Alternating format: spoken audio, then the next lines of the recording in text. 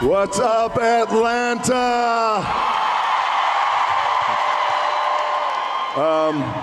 Thank you, Oprah, for having me. Thank you, guys. You know, it means so much to everyone that you are here with us today, since it was only 10 days ago that your father, Rocky the Soul Man Johnson, passed away. And when that happened, I thought, oh no, I didn't think that you'd be able to be here. And you are here, so thank you for being here. Thank you. So has it been a challenging week? It has. It's been a challenging past couple of days. My father, he passed away on January 15th, and we just buried him a few days ago. Tuesday. And yes, and you know, as we all go through this, and we all go through this, our own process of grieving and regret and all these things and emotions that we go through, but again, it's the cycle of life, and it's beautiful, it's painful, it's amazing, it's incredible, it's all these things. And I will tell you this, that in this process, I had a very complicated relationship with my dad.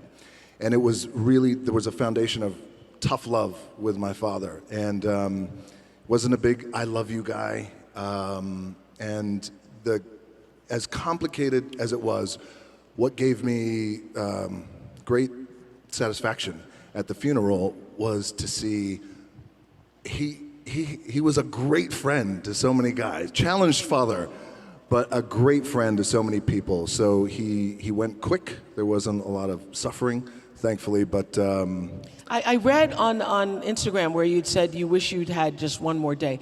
Do you think you got all the things said that you wanted to say? No. You did not?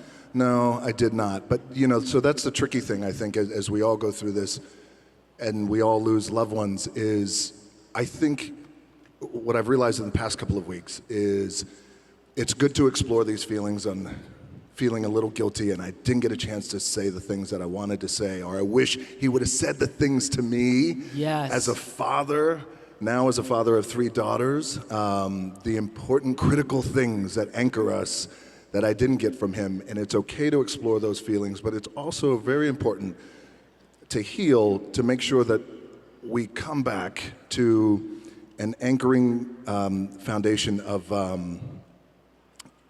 gratitude. Gratitude for what I was able to have with him. Yeah. You know, and so I didn't get a chance to say the things that I wanted to say to him. However, another thing that is important too is, you know, because in death, that's when we can spiral and think, well, I should have done this, and I should have called, and I should have sent more pictures.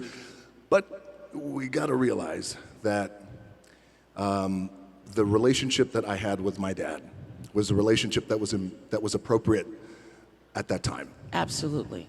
When did you know that he was proud of you? I felt that he was proud of me when I became successful in a industry that he had given his life to. So right. My father, for a lot of you guys who don't know, he was a professional wrestler. And so was your grandfather. And my grandfather was a professional wrestler too. And my dad, Rocky Johnson, was, I'm half black and half Samoan. And oh, thank you. All the Samoans in the house. The reason why I say this, my dad was a black man coming up in the 60s and 70s in a world of professional wrestling, which in a lot of the companies he wrestled at was all throughout the South.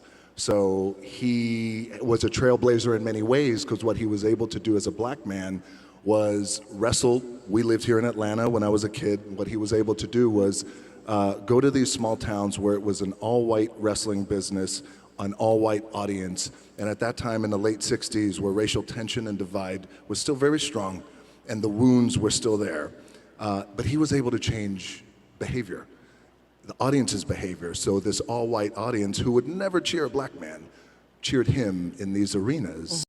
And he was actually, it's not like he was wrestling against other black men, he was wrestling against other white wrestlers. So in a trailblazing sense, he was a trailblazer. He did a lot of things that had never been done, but he also changed audience behavior, which is so hard. And the reason why I bring that up is because he was adamantly against me getting into the wrestling business. Why? Because when I said to him, I want to get into the professional wrestling business. Because it's in your blood. Because it's in my blood, and Yeah. I felt like I had something to offer. But at that time, we were living in a small apartment in Tampa, Florida, and Yeah. he said, look around. This is what I have. I don't have anything.